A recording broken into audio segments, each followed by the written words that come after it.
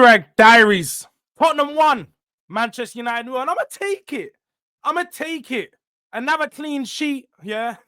Manchester United, 2 clean sheets. No return in the Premier League. And we done the double. Forget the double. The triple blood.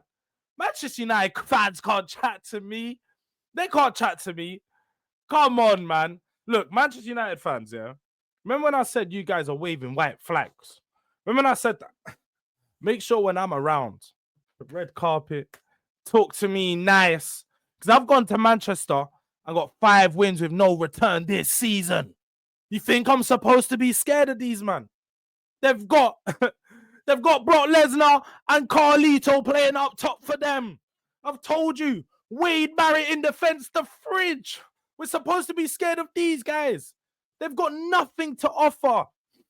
You're so easy to beat them. The game plan, press them high, force mistakes from the back line, and they're just going to play it into your hands. And that's what happened time and time again today. Look, we may have been lucky at times that Manchester United didn't finish their chances. But again, what do you expect? They got Shirley Carter on the wing. He ain't offering nothing. When he's in front of goal, he's just wide over into the keeper's hands.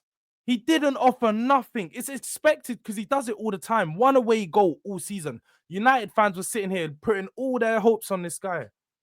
Garnacho has nothing to offer. Please don't come and talk to me about he's better than so-and-so, so-and-so. Nah. Manchester United, you guys are finished. You are finished. RUBEN SPAMORIM. He's been hammed and spammed all season. Double the amount of losses than wins in the Premier League. That is crazy. Nasty work. No other manager can get away with this. Crystal Palace sacked Frank de Boer for less. That's it about how bad this guy is. 8 losses. He's lost against Spurs twice now. We didn't even have to have a great performance. The first half was decent. Maddison, I feel like he actually played a key role today for once, stepping up to the plate, taking on his senior role and saying, do you know what, boys? I'm going to do something. He's been talking a lot in the media and so on. And do you know what? Look, I'm cool with it. But make sure you step up to the plate. And do you know what? Today, that's exactly what he's done. For the goal, some great movement. He done well to stay on side, reacted to Bergvall's shot. And boy, look, good little finish. Moved on from that. He had some great movement, working hard. Even just before he went off, putting a great tackle, winning it back. And yeah, man, look, the game was all about our players just doing that little bit extra. We had the subs. We're always going to have more energy than Manchester United. So as long as we just used that, kept pressing high, kept forcing them into mistakes, I always saw us winning.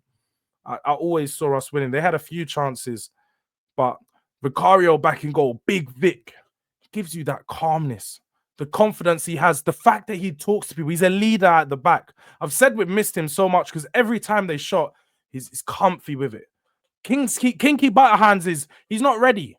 Kinky Butterhands is just not ready to step up to the plate yet. Cool, he's 21, but Big Vic back in goal, getting roof, telling everyone off when they're making mistakes, when people weren't marking, when Xerxes was free for that header, he's going mad at everyone because Ben Davies is sleeping. What do you expect? I think Danso had a decent performance at the back until he had to come off. A bit shaky on the ball at times, but he did put in some good work. Pressing really high up the pitch. He's definitely reminding me of Romero. Very aggressive and high tenacity. That's the word I'm looking for. But and when he went off, I wasn't sure if he got an injury. They haven't confirmed that. He was limping when he went off, but Archie Gray come on for him. Some of the other substitution, it was good to see Andrew react. Manchester United come out of the second half. First 10 minutes, they were playing some good football. You know, they were breaking us down. They had a few chances, an offside opportunity, and you could see there was a problem. We needed to have more runners in the midfield. So Andrew reacted rightly so. Brought on Pap Sarr, brought on Brennan Johnson, you know, his son. It was always going to be the first substitution to be made. And look, as soon as he come on, typical Brennan Johnson action. He's got all the space to run it. You know, run a man down sometimes. When you see you're up on the field, you know, like I think Brennan Johnson needs to play with a mentality that, you know, these other guys, that fullback you're running at, that's the guy that was DMing you. He was in your DMs telling you, yeah. You need to have that mentality. You want to kill him.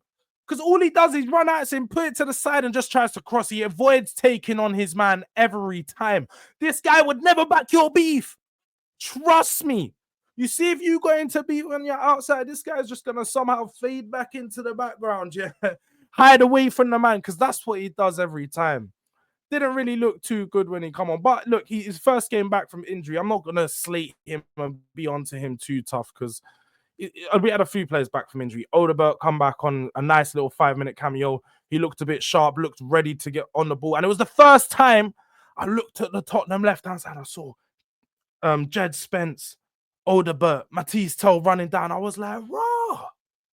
We actually have some ballers, you know. There's some guys that can, technique. Joga Benito. Some guys from the proper ballers. That's what we needed. And that's the first time we've seen that for a long time.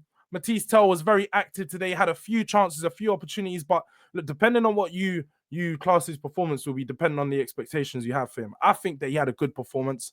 For a young player, he opened up a lot of opportunities, was creating for himself, working well off of Son and of Maddison, some great movement sometimes, but he just needs to be a bit cleaner. He needs to be a bit sharper with his decision making, but he's only going to grow with time. He can only get better. So as the games go on, I think you'll probably see him score once or twice, a few more times, and it'll get better and a bit more cleaner with his final third play. But outside of that, Manchester United fans, welcome to Jed Spence Penitentiary. You have been served. Yeah, you're now locked up too. Salah had to feel it. Liverpool fans felt it, yeah? When we had that 1-0, we had to just lock it up. It's Jed Spence putting in the work. I don't feel like we would have got that clean sheet without him. Jed Spence was so good today, so important to the performance, just attacking, getting at his man. Mazraoui is causing problems for him. He's just stronger, he's faster, he's quicker, he's better on the dribble. He just showed to be better than most of the fullbacks on the pitch there. I think Dorgu got cooked a couple times. I think Kulusevski looked tired, but again, had a decent game. Sonny, I'm probably looking at Sonny and saying it's very typical of him. I feel like he should have been subbed off a bit earlier, to be honest, because he was just...